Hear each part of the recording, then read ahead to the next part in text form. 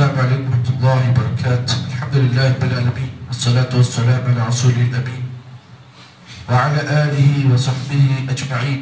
أعوذ بالله من الشيطان الرجيم. بسم الله الرحمن الرحيم.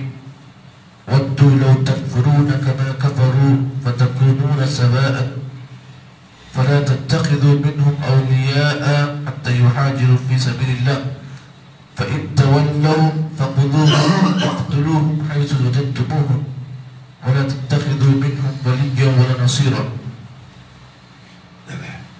قرآن مجید میں سورۃ النساء کی آیت نمبر 88 کو آپ حضرات کے سامنے پڑھا گیا. اس آیت کریمہ کے اندر اللہ رب العالمین نے گزشتہ آیت میں جیسے کہ منافقوں کے بارے میں اللہ نے تذکرہ کیا اور یہ بات بیان کی کہ کیا تم چاہتے ہو کہ اللہ تعالیٰ نے جن کو گمراہ کر دیا کیا تم انہیں ہدایت دینا چاہتے ہو؟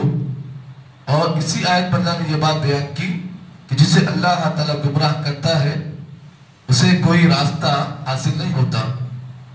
یہی وہ مضمون اللہ تعالیٰ آگے کی آیت میں یہی مضمون کو کنٹینیو کر رہا ہے. اللہ نے فرمایا وَدُّوا لَوْ تَكْفُرُونَ كَمَا كَفَرُوا. وہ لوگ چاہتے ہیں, منافقوں کے بارے میں اللہ نے کہا وَدُّوا, وہ لوگ چاہتے ہیں لَوْ تَكْفُرُونَ, کہ اگرچہ تم بھی کفر کرو, تم بھی کافر بن جاؤ جیسے کہ وہ لوگ اللہ کے ساتھ کفر کرتے ہیں. اللہ نے اس آیت کے ٹکڑے میں یہ بات بیان کی کہ منافقوں کی یہ فطرت ہے, ان کی یہ چاہت ہے کہ تم بھی کافر بن جاؤ جیسے کہ وہ لوگ کافر ہیں. فَتَكُونُونَ سَوَاءً, تاکہ وہ سب برابر ہو جائیں, یعنی تم بھی ان کی طرح ہو جاؤ. جیسے کہ منافقین چاہتے یہ ہیں کہ مومنین اور مسلمان بھی ان کی طرح ہو جائیں, ان کا اٹھنا ان کا بیٹھنا سب نفاق پر ہو. فَلَا تَتَّخِذُوا مِنْهُمْ أَوْلِيَاءَ, اللہ نے کہا خبردار تم ان منافقوں کو اپنا دوست مت بناؤ.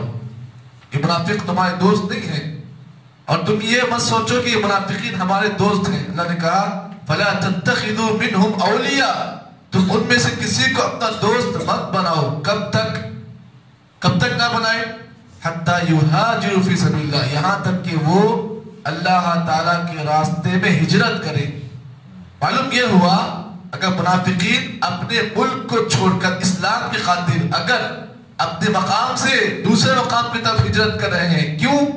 تاکہ اللہ کا دین بلند ہو. ہجرت کا مقصد کیا ہے؟ اللہ کے دین کی ترقی ہو. اگر وہ لوگ تمہارے ساتھ ہجرت کر رہے ہیں تو تم یہ سمجھو کہ وہ تمہارے دوست ہیں.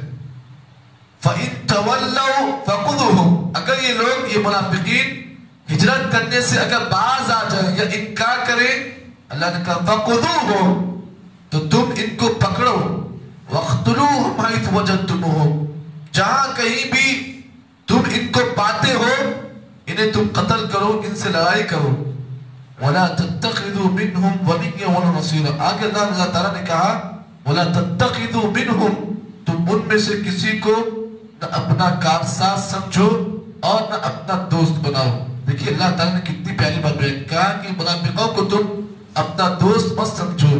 تم ان کی باتوں میں آ کر یہ مت سمجھو کہ ہمارے اپنے ہیں, نہیں, ان کی باتیں کچھ ہوتی ہیں, ان کا ظاہر کچھ ہوتا ہے اور ان کا باطن کچھ اور ہوتا ہے. اسی لیے ہمیشہ آپ ایک بات یاد رکھیں, یہ منافقین اور یہودیوں میں فرق بتاؤں آپ کو میں.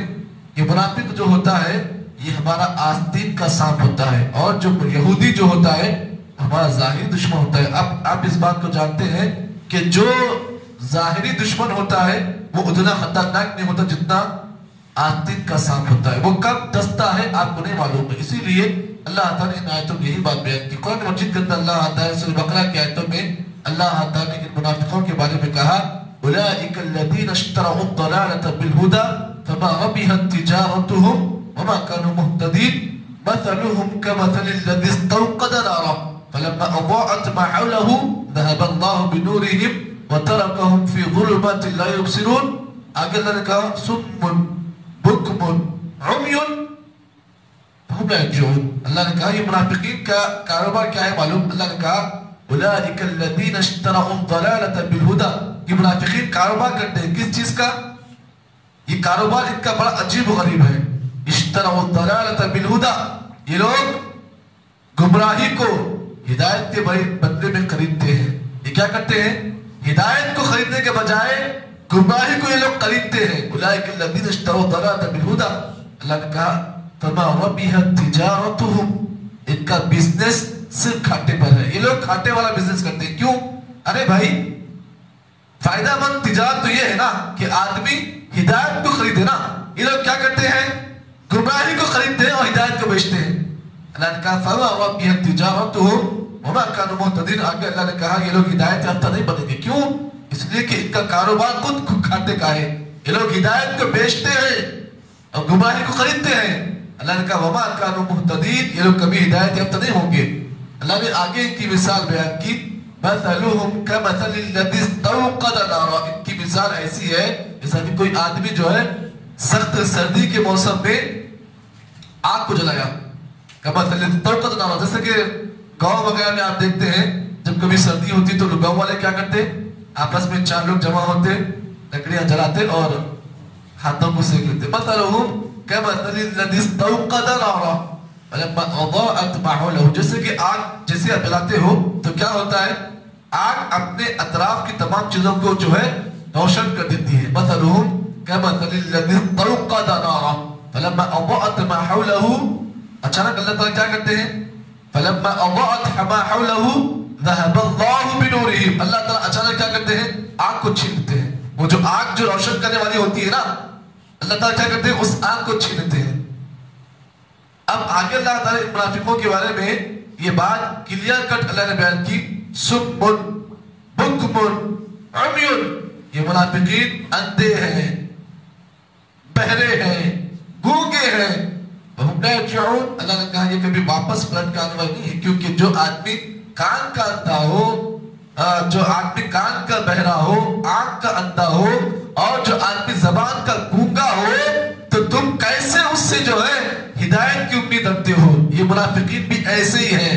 ان کے کان گونگے ہیں، ان کی آنکھیں اندھی ہیں، کیونکہ یہ لوگ ہدایت کو نہیں دیکھتے ہیں. ہدایت کو دیکھنے کے باوجود بھی نظر انداز کرتے ہیں.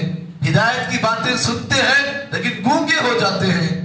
اب اللہ نے کہا وَهُمْ لَا يَرْجِعُونَ، یہ لوگ واپس پلٹ کر نہیں آئیں گے. اسی لیے ہمیں اور آپ کو اللہ کے نبی صلی اللہ علیہ وسلم نے ایک دعا سکھائی ہے. نفاق کے سلسلے میں نفاق سے بچنے کے لیے اللہ کے نبی کی بہت پیاری دعا، جہاں پر دعاؤں کا مجموعہ ہے، وہیں پر اللہ کے نبی کی ایک دعا یہ بھی اللہم انی اعوذ بک من النفاق. اے اللہ تعالی میں تجھ سے نفاق کے بارے میں پناہ مانگتا ہوں. والریا والسمعہ، اے اللہ ریاکاری اور شہرت سے میں تیری پناہ مانگتا ہوں. یہ اللہ کے نبی کی وہ دعا ہے جو نبی پڑھا کرتے تھے. اللہم انی اعوذ بک من النفاق والریاء والسمعہ. اے اللہ میں نفاق سے اور ریاکاری سے اور شہرت کے فتنے سے تیری پناہ مانگتا ہوں. یہ شہرت کا فتنہ بڑا تباہ کرنے والا ہے. یہ ریاکاری کا فتنہ بڑا تباہ کرنے والا ہے. یہ نفاق کا فتنہ جو ہے یہ بڑا تباہ کرنے والا ہے. اسی لیے اللہ کے نبی صلی اللہ علیہ وسلم ان 3 چیزوں سے اللہ کی پناہ مانگتے ہیں. ایک تو نفاق ہے، شہرت ہے، اور تیسرا جو ہے ریاکاری ہے. یہ کبھی کبھار شہرت آدمی کو بسا اوقات آدمی کو اوپر بھی لے جاتی ہے، اور کبھی کبھار آدمی جب شہرت کے فتنے میں مبتلا ہو جاتا ہے، یہی شہرت آدمی کو تباہ کرنے میں زیادہ دیر نہیں لگاتی ہے. تو اسی لیے قرآن مجید کی آیت میں اللہ نے یہی بات بیان کی کہ ان منافقوں کو تم اپنا دوست مت بناؤ، یہ آپ کی مددگار نہیں ہے. کیونکہ آپ کی مددگار کون ہے؟ آپ کی مددگار صرف اللہ ہے، اس کا رسول ہے اور ایمان والے ہیں. یہ آپ کو مددگار ہے. ان سے ہٹ کر چوتھا آدمی آپ کا مددگار نہیں ہے. یہ اللہ نے یہی بات بیان کی. یہ منافقوں کی باتوں میں آ کر کبھی کبھار ہمارے مسلم نوجوان، ہمارے مسلم لڑکیاں کبھی کبھار ایک منافقوں کے باتوں میں آ کر اپنے ایمان کا، اپنے دھرم کا، اپنے مذہب کا، اپنے دین کا سودا کر لیتے ہیں. جبکہ اللہ نے یہ بات بیان کی کہ باتیں کچھ اور ہوتی ہیں اور ان کا ظاہر کچھ اور ہوتا ہے، ان کا باطن کچھ اور ہوتا ہے.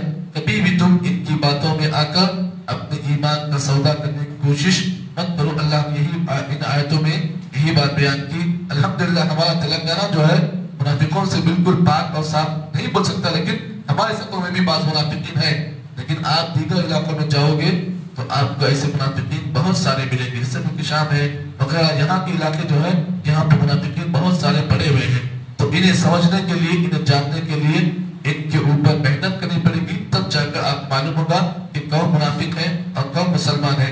ان کا ظاہری حلیہ جو ہے سیب ہماری طرح ہوتی ہے، وہ بھی داڑھی رکھتے ہیں، ان کے سر پر بھی ٹوپی ہوتی ہے، لیکن انہیں سمجھنے کے لیے ان کے بارے میں جانکاری بہت ضروری ہے. آگے کہتا ہوں اللہ تعالیٰ نے ایک اور اہم مسئلہ بیان کیا ہے، وہ کل کے درس میں انشاءاللہ آپ حضرات کے سامنے بیان کیا جائے گا. اللہ تعالیٰ سے دعا ہے کہ اللہ تعالیٰ مجھے اور آپ کو جتنی باتیں ان آیتوں کی روشنی میں بیان کی گئی ہیں، اللہ صحیح معنی میں اس پر عمل تربیت عطا فرمائے. سبحان اللہ بحمدہ، سبحانک اللہم وبحمدک، اشہدو ان لا الہ الا انت، استغفرک و اتوب الیک.